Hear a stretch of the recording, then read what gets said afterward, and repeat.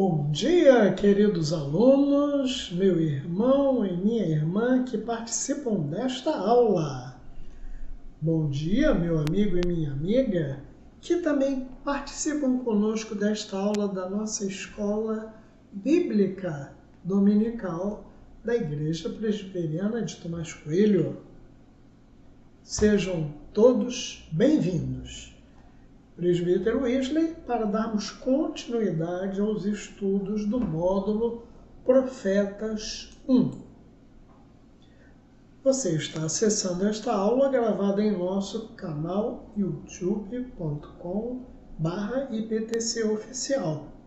Lembre-se de escrever, por favor, nos comentários da aula o seu nome e a data de acesso, para que tenhamos uma boa ideia do alcance deste trabalho.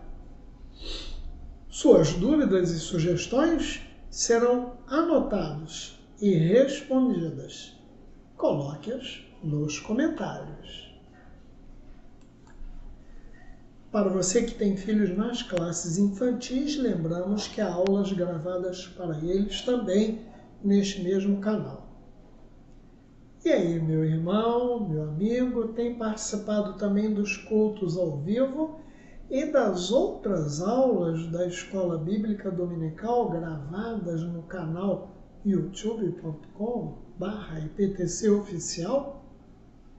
E ainda na Academia da Alma e no pequeno grupo? E se reúne em seu grupo de oração? Muito bem. Oremos para trabalhar a nossa aula.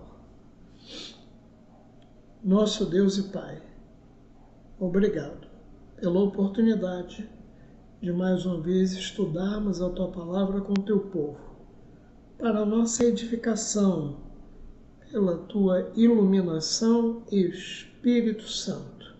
Em nome de Jesus. Amém.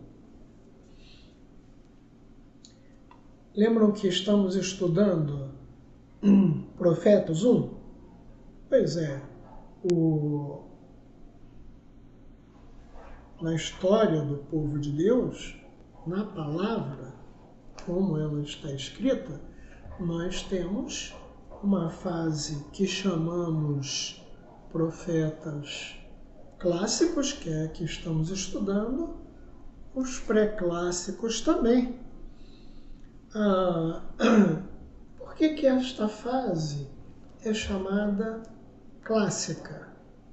Porque ela é a mais conhecida e está registrada com atos e palavras dos profetas nos 17 livros do Antigo Testamento, chamados profetas maiores e profetas menores. Nesta fase da profecia do povo de Deus, os profetas traziam do Senhor mensagens de juízo, arrependimento e restauração do povo escolhido. Esta fase profética se dá entre os séculos oitavo antes de Cristo e quinto antes de Cristo, tanto em Judá quanto em Israel. Nas aulas passadas, estudamos atividades e profecias dos profetas Daniel, Joel e Ageu. Com Daniel, aprendemos a manter a fidelidade ao Senhor. E Daniel profetiza também ao grande rei Nabucodonosor a respeito da vinda gloriosa do reino de Deus. E ainda contra a soberba do próprio Nabucodonosor. E nós? Bem, com isto nós aprendemos a ser fiéis ao Senhor e aprendemos a não ser orgulhosos, soberbos. Vale lembrar, não falamos antes, que Daniel o profeta, é um jovem bem instruído, usado pelo Senhor para profetizar na Assíria. Quando Daniel foi levado para a Síria, foi levado entre os jovens nobres e de bom conhecimento, para serem instruídos na cultura da Síria e para assistirem perante o rei entre os sábios da Babilônia. Então, vale lembrar, Daniel é um jovem bem instruído. Bem, Joel, quando traz a sua profecia, chama o povo de Deus ao arrependimento de seus pecados, de seu afastamento de Deus. Joel convoca todo o povo a uma vida santificada diante de Deus e proclama a vinda do dia do Senhor. A primeira parte da profecia da vinda do dia do Senhor chegou com o estabelecimento do reino de Deus por Jesus Cristo. Cremos que a segunda parte da profecia de Joel, relativa ao dia do Senhor, se cumprirá na gloriosa volta do Senhor Jesus Cristo, em poder e glória, para completa e final restauração do povo de Deus. Maranata! Vem, Senhor Jesus! Ageu profetiza ao povo de Deus que se disponha a terminar a construção do templo deixada de lado. Ageu condena o fato do povo viver em boas casas, mas a casa do Senhor, eles tinham ido lá de volta, enviados por cima, para construir a casa do Senhor. Mas a casa do Senhor continuava deixada de lado. A obra não andava. O povo de Deus havia deixado de obedecer a Ele e glorificá-lo. Isto é o objeto de outra profecia de Ageu. E Ageu também anuncia a misericórdia de Deus para com o seu povo. E a profecia de Zacarias, que estaremos vendo hoje? Zacarias, como os demais profetas já estudados, conclama o povo de Deus ao arrependimento, à conversão dos seus maus caminhos, ao retorno aos caminhos do Senhor. O trecho que estudaremos hoje anuncia que Deus se comunica com seu povo, convoca ao arrependimento, consola. E porque é Senhor sobre todas as circunstâncias, soberanamente restaura a vida dos seus escolhidos. O livro de Zacarias apresenta 8 visões noturnas do profeta a respeito do que Deus faria com relação às dificuldades enfrentadas pelo seu povo após o exílio babilônico e sua chegada de volta à Terra Prometida. No capítulo 1, nós temos o homem entre as morteiras. Capítulo 1, versículos 7 a 17. Continuando nos versículos 18 a 21, uma profecia sobre os 4 chifres e os 4 ferreiros. No capítulo 2, então, nos versículos 1 a 13, nós vemos um cordel de medir, outra profecia muito semelhante a uma profecia lá do Apocalipse. Uma quarta visão está no capítulo 3, que apresenta as vestes limpas para o sumo sacerdote. Capítulo 3. Quinta visão está no capítulo 4, é o candelabro de ouro que está entre duas oliveiras. E então nós vamos ter a sexta visão, que é um rolo voante, está no capítulo 5, versículos 1 a 4. A sétima visão, a mulher e o Éfa, capítulo 5, versículos 5 a 11. A oitava visão, os 4 carros, que tem uma semelhança com a primeira profecia, que fala de cavalos. Também são meios de locomoção. Está no capítulo 6, versículos 1 a 8. Zacarias teve todas essas visões em uma única noite. Muito interessante este aspecto. Na lição de hoje, trabalharemos apenas com a primeira visão, o homem entre as morteiras. A primeira das 8 visões que Zacarias recebeu. Neste capítulo 1 de Zacarias, capítulo 1, identificaremos que Deus preserva, mantém, cuida do seu povo e lhe concede uma visão consoladora de que estava cuidando da restauração deles. Leamos Zacarias 1, versículos 7 a 17, especificamente a visão.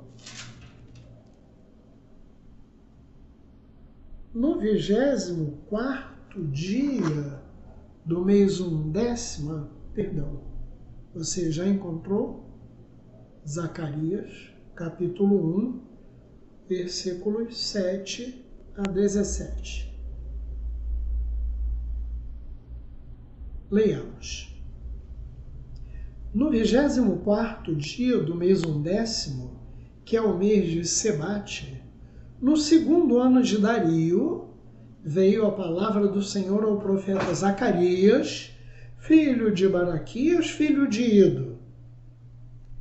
Tive de noite uma visão, e eis um homem montado num cavalo vermelho. Estava parado entre as morteiras que havia num vale profundo. Atrás dele se achavam cavalos vermelhos, outros cavalos vermelhos, baios e brancos. Então perguntei: meu senhor, quem são estes? Respondeu-me o anjo que falava comigo: eu te mostrarei quem são eles. Então respondeu o homem que estava entre as morteiras e disse: são os que o Senhor tem enviado para percorrerem a terra. Eles responderam ao anjo do Senhor, que estava entre as morteiras, e disseram: nós já percorremos a terra, e eis que toda a terra está agora repousada e tranquila. Então o anjo do Senhor respondeu: ó Senhor dos exércitos, até quando não terás compaixão de Jerusalém e das cidades de Judá, contra as quais estás indignado faz já 70 anos? Respondeu o Senhor com palavras boas, palavras consoladoras ao anjo que falava comigo. E este me disse: clama. Assim diz o Senhor dos Exércitos: com grande empenho estou zelando por Jerusalém e por Sião. E com grande indignação estou irado contra as nações que vivem confiantes, porque eu estava um pouco indignado, e elas agravaram o mal. Portanto, assim diz o Senhor: voltei-me para Jerusalém com misericórdia.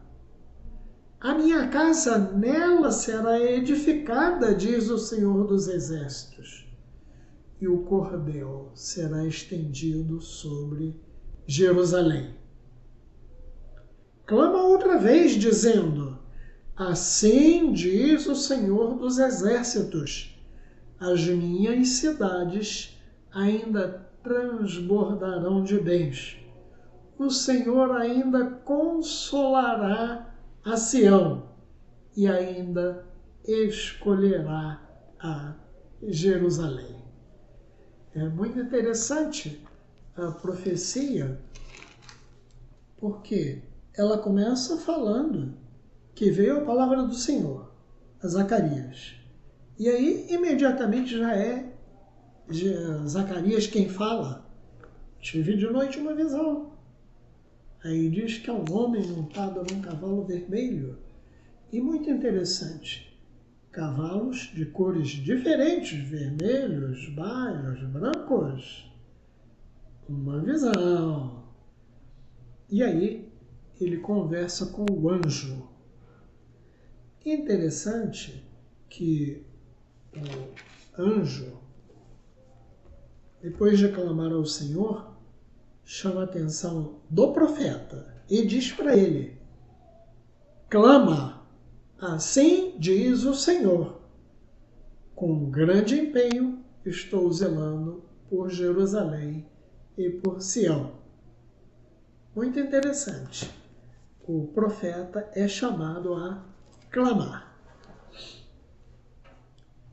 É interessante também que na visão de João, lá no Apocalipse, lá no último livro da Palavra de Deus, há também um homem num cavalo vermelho. E lá no Apocalipse, capítulo 6, versículo 4, capítulo 6, versículo 4, diferente daquele texto de Zacarias, há uma descrição. E saiu outro cavalo vermelho, e ao seu cavaleiro foi-lhe dado tirar a paz da terra, para que os homens se matassem uns aos outros.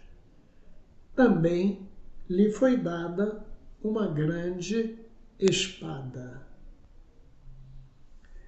Nesta profecia do Apocalipse, há uma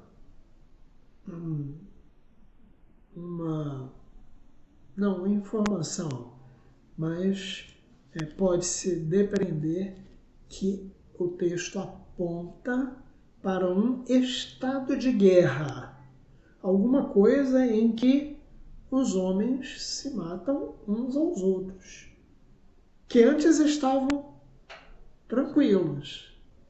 Mas aí se levantam, matam uns aos outros. E o ser vivente, o homem que estava neste cavalo, recebeu uma grande espada. Então aqui há bem uma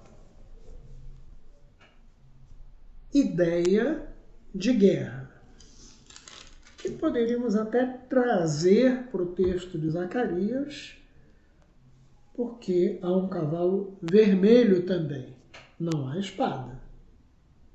Mas fala-se que a terra estava tranquila.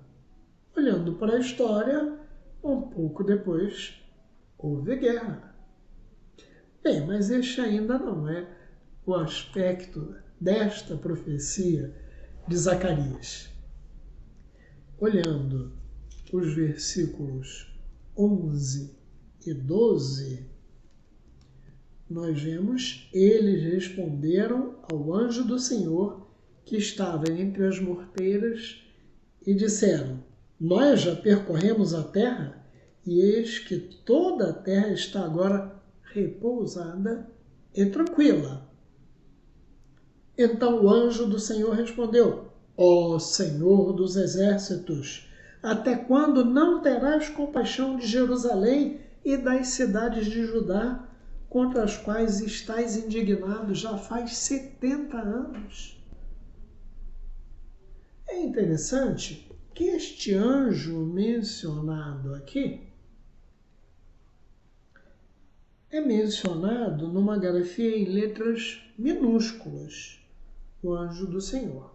Diferente do que está indicado lá no Gênesis, capítulo 16, versículos 7 a 13, onde há também um anjo do Senhor, capítulo 16, versículos 7 a 13. Tendo achado o anjo do Senhor, aqui em letras maiúsculas, junto a uma fonte de água no deserto, junto à fonte no caminho de Sur, disse-lhe: Agar, serva de Sarai, de onde vens e para onde vais? Então, este texto do encontro do anjo do Senhor com Agar apresenta a expressão anjo do Senhor em letras maiúsculas. Em letras maiúsculas, entende-se que são uma teofania. É o aparecimento do Senhor a alguém. Já no texto de Zacarias, o texto grafado em letras minúsculas demonstra que este anjo não é o Senhor, é um mediador, alguém enviado pelo Senhor para falar ao profeta, para explicar ao profeta as visões, da mesma forma que lá em Apocalipse 1, há também um anjo, mas ele é um anjo enviado para esclarecer ao profeta. Apocalipse 1. Revelação de Jesus Cristo, que Deus lhe deu para mostrar aos seus servos as coisas que em breve devem acontecer, e que ele, enviando por intermédio do seu anjo, notificou ao seu servo João. Então, aqui está bem claro, o anjo foi enviado. É a mesma figura do anjo aqui em Zacarias. Interessante que nas duas visões, tanto a visão de Zacarias quanto a visão do Apocalipse 6, os cavalos significam uma atividade divina entre as nações da terra. Nesta época de Zacarias, todas as nações estavam sob o domínio persa, mas todas estão tranquilas, menos Israel, que continua em sobressalto. O que nos acontecerá agora? E as morteiras? O texto fala que um homem montado num cavalo vermelho estava parado entre as morteiras que havia num vale profundo. As morteiras podem representar o povo de Deus. Então, uma ação de Deus entre o seu povo, junto ao seu povo. A morteira é interessante. Pode ser um arbusto, pode ser pequenina, mas pode ser uma grande árvore, chegar até 5 metros de altura, com caule ramificado, folhas perenes, brilhantes e aromáticas, de que se extrai um óleo aromático usado em perfumaria. E suas flores? Suas flores podem ser usadas para fins medicinais, de cura. Sua madeira é de boa qualidade e pode ser usada em marcenaria. E não é assim que o povo deveria ser? O povo de Deus deveria ser alto, firme, aromático, bom aroma do Senhor, curativo, útil. Esse deveria ser o povo de Deus. E muito interessante em relação a morteira e murta. O nome da rainha Ester, lá no livro de Ester, que é um nome de origem persa, no hebraico é Hadassah, que é murta. É a mesma palavra que aparece aqui em morteiros. É a mesma raiz da palavra. Morteiras com murta. Esta é a mesma ideia. Muito interessante, hein? Dá para pensar alguma coisa. O significado de toda esta visão dos cavalos encontra-se num drama que se desenrola em 3 atos. Cada um tem alguma coisa a nos ensinar, como veremos nos pontos a seguir. Nós estamos estudando o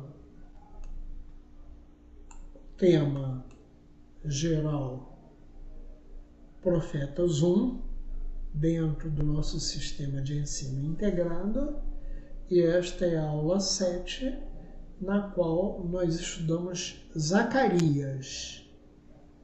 E o tema de hoje é a visão consoladora. Nesta visão consoladora, o primeiro ato que vemos é que, no relatório do anjo, naquilo que o anjo fala, Deus governa. Ele não veio falar Dario governa. Ele veio falar Deus governa. Zacarias 1, 10. Então respondeu o homem que estava entre as morteiras e disse: são os que o Senhor tem enviado para percorrerem a terra. E quando o profeta teve essa visão, de acordo com o relatório, tudo estava calmo. Como é isso? Nos primeiros anos do reinado de Dario, o rei persa, que dominou a Assíria e todos os povos conhecidos na época, foram anos de um reinado tempestuoso, com muitas rebeliões, claro, de todos aqueles que foram dominados. Porém, Dario mantinha-se absoluto no poder e a Pérsia invencível em seu domínio sobre o Oriente. Daí, os anos seguintes foram de calma, tranquilidade. E isto era uma frustração para o povo da aliança, Israel, que desejava o retorno da glória anterior e a restauração do Israel nação, povo forte, poderoso. Apesar de terem a esperança de que Deus poderia restaurá-los, o cenário contrariava as expectativas do povo de Deus, porque eles estavam debaixo do domínio dos inimigos. Vivendo em circunstâncias tão adversas, o povo de Deus não imaginava como o Senhor agiria para abalar as estruturas dos poderosos reinos e dominantes, para mostrar que o seu poder prevalece. Como o Senhor faria isso? Mas o Senhor agiu com grande poder contra os egípcios, que se recusavam a deixar o seu povo sair do Egito, como nós vimos na narrativa de Êxodo, capítulo 12, que nos versículos 29 a 36 apresenta a 10ª praga, a morte dos primogênitos, de tal sorte que, então, naquela mesma noite, o Faraó chamou a Moisés e a Arão e lhes disse: levantai-vos, saí do meio do meu povo, tanto vós como os filhos de Israel, ide, servi ao Senhor, como tendes dito. E o Senhor fez que seu povo encontrasse favor da parte dos egípcios, de maneira que estes lhes davam o que pediam, e despojaram os egípcios. Sabe o que é o termo despojar? É quando um povo domina outro, tira todas as suas riquezas. Isto é o despojar. E aqui o povo de Deus despojou os egípcios, sem ter uma arma na mão. Mas o Senhor agiu com poder contra o Egito. Aqui aprendemos uma coisa muito importante. Sem leitura constante da palavra, não conseguimos recordar os feitos maravilhosos de Deus por seu povo. Este é somente um dos resultados do afastamento de Deus. E o povo estava afastado de Deus. E olha que o texto fala de um tempo curto entre o retorno do exílio da Síria, a partir do decreto de Síria, e os dias da profecia de Zacarias, cerca de 40 anos. Mas o povo, afastado de Deus, não lia a sua palavra, não lembrava da sua palavra. E a reconstrução do templo ainda estava em andamento e, por vezes, interrompida. Bem, no segundo ato, no apelo do anjo, Deus consola. Capítulo 1 de Zacarias, versículo 12. Então o anjo do Senhor respondeu: Ó Senhor dos exércitos, até quando não terás compaixão de Jerusalém e das cidades de Judá, contra as quais estás indignado faz já 70 anos? O anjo apela ao Senhor dos exércitos. Até quando não terás compaixão? Por que este clamor do anjo ocorre? Porque o anjo recebe um relatório de que a paz sobre a terra, todos estão tranquilos, mas é que aquele é o mundo rebelde contra Deus. E isso contrasta com o sofrimento do povo de Deus voltando à sua terra. Olhando assim rapidamente, poderíamos até estranhar o clamor do anjo. Ó Senhor dos Exércitos, até quando não te lembrarás?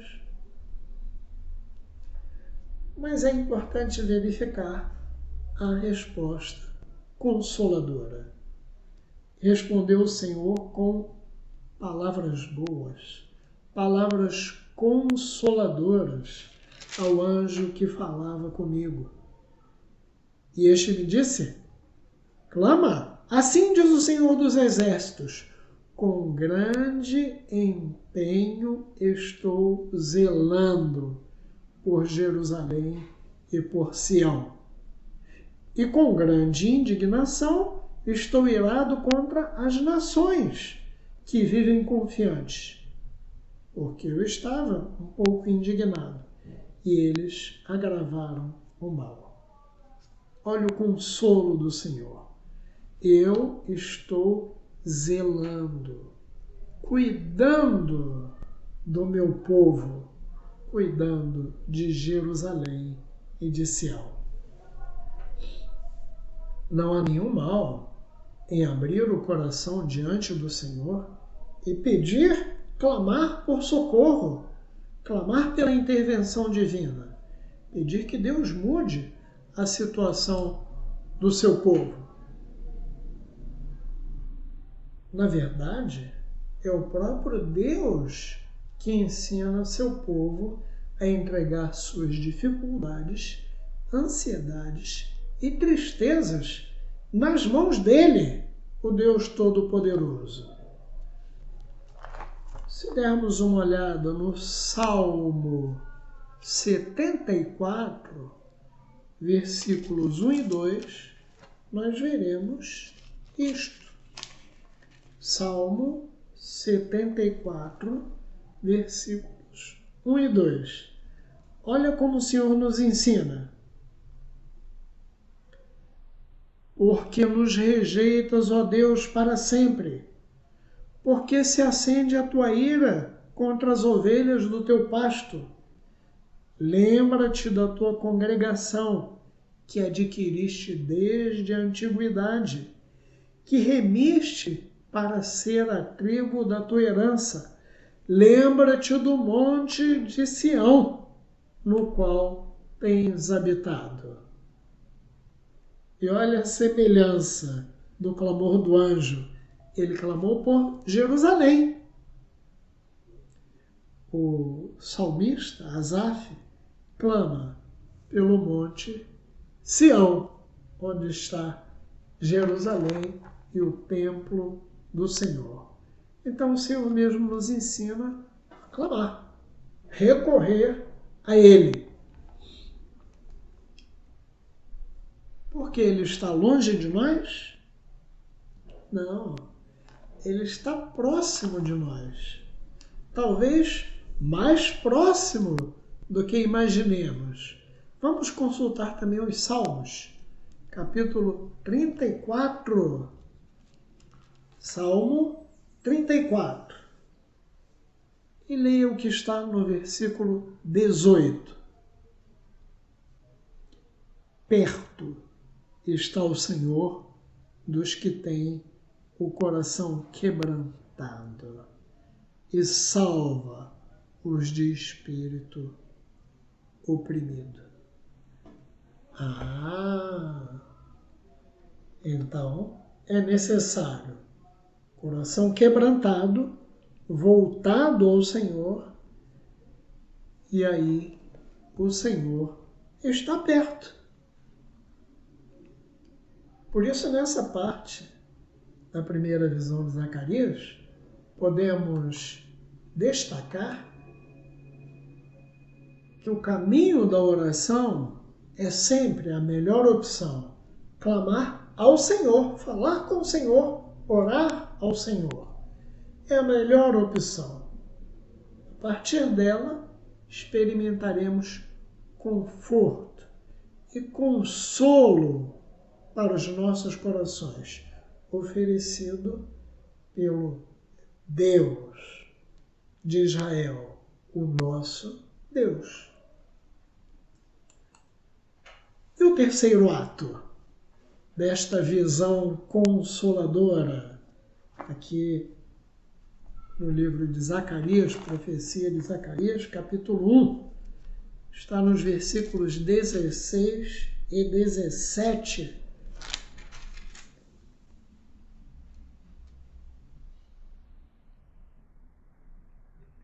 Portanto, assim diz o Senhor: voltei-me para Jerusalém com misericórdia. A minha casa nela será edificada, diz o Senhor dos Exércitos, e o cordel será estendido sobre Jerusalém. Clama outra vez, dizendo: assim diz o Senhor dos Exércitos, as minhas cidades ainda transbordarão de bens. O Senhor ainda consolará a Sião e ainda escolherá a Jerusalém.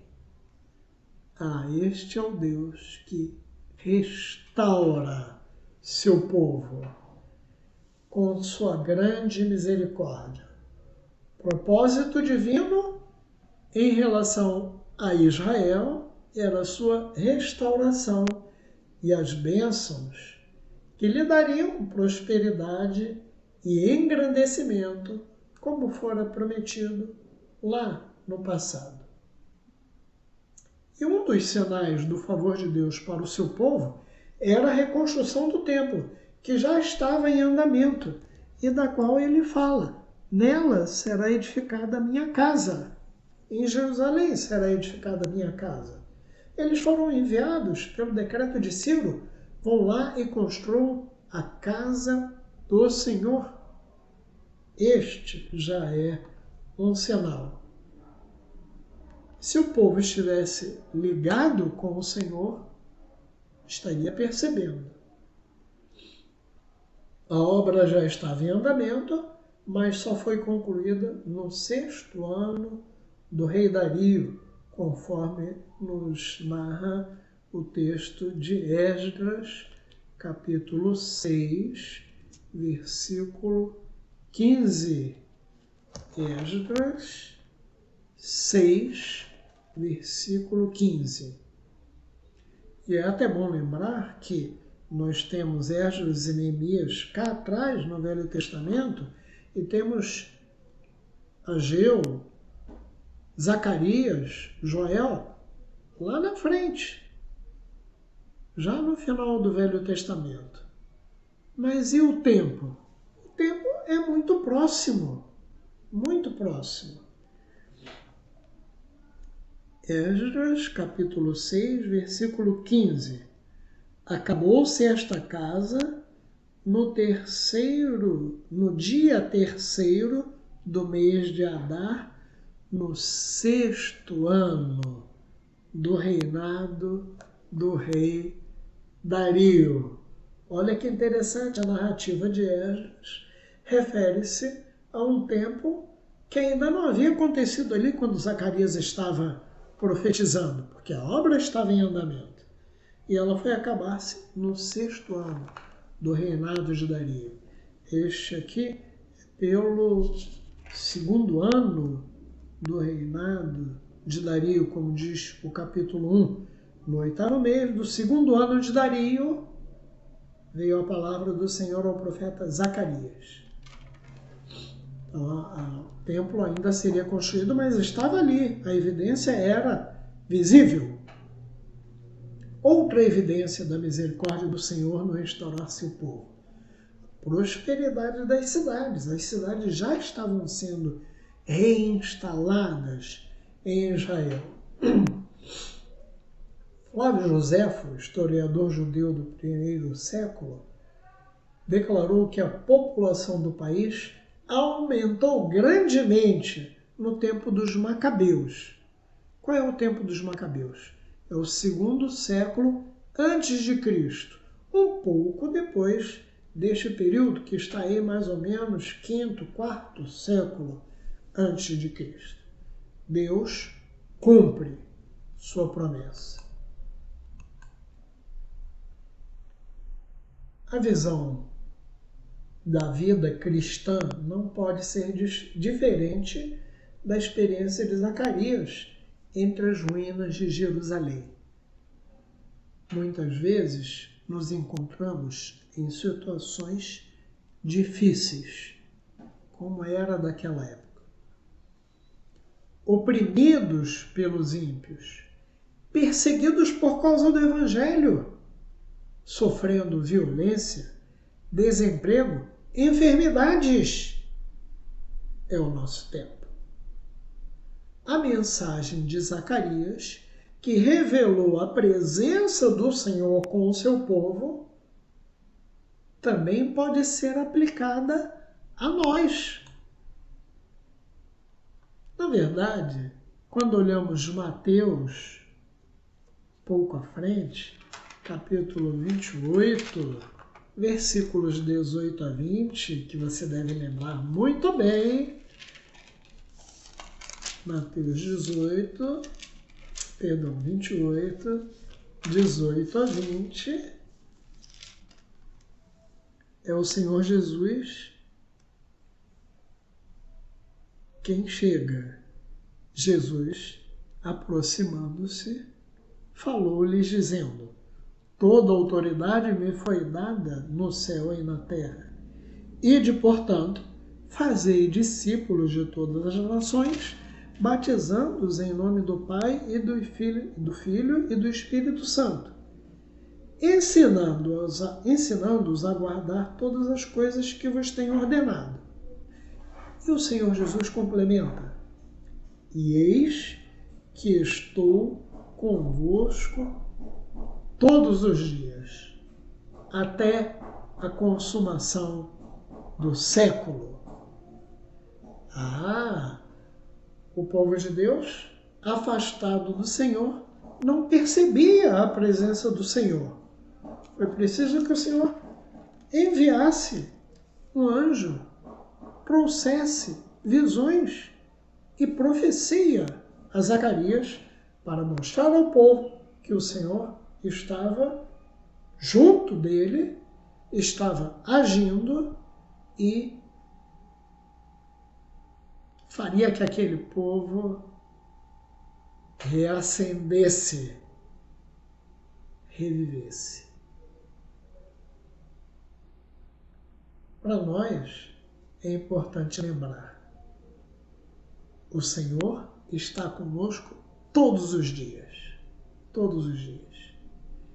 E o Espírito Santo em nossos corações é a presença consoladora prometida por Jesus. Deus consola seu povo em meio à crise.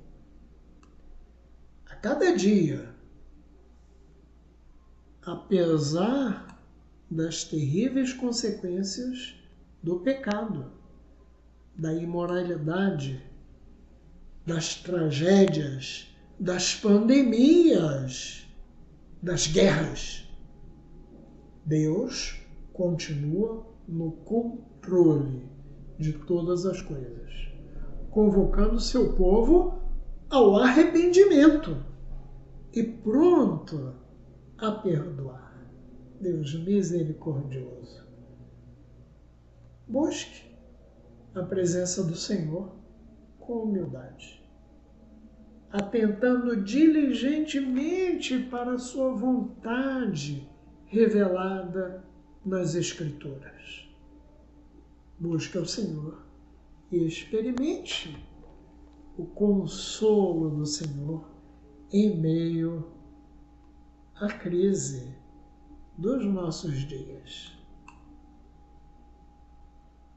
Para isso, alguns exercícios de apoio e fixação. Primeiro, valorize o seu tempo devocional com leitura da palavra e oração ao Senhor. Segundo, identifique a ação consoladora de Deus sobre a sua própria vida e escreva esta ação em um papel para você lembrar-se do consolo de Deus na sua vida. E um terceiro exercício: seja instrumento de Deus para consolar e animar outras pessoas, aqueles que estão ao seu redor. E assim, o Senhor o abençoe. Vamos orar? Obrigado, Senhor, pela Tua palavra, onde nos mostras que és Deus presente, assim como estavas presente com Teu povo, voltando do exílio em situação muito difícil, construindo com muitas pressões externas e às vezes internas, com muitas dificuldades, mas tentando refazer o templo, caindo em pecado, afastando-se de Ti, sofrendo, e Tu o consolaste, mostrando-lhe a Tua presença, ainda ali, no meio da crise, no meio da dificuldade. Ah, Senhor, Te agradecemos porque Tu estás presente conosco e nos consolas e nos confortas com a Tua palavra. Te rogamos que nos abençoes para que sejamos de fato fiéis a Ti. Te busquemos a Tua palavra, Te busquemos orando, falando contigo, mantendo a nossa comunhão contigo e possamos, enfim, ser instrumentos Teus para consolar e confortar os que estão ao nosso redor. Em nome de Jesus. Amém.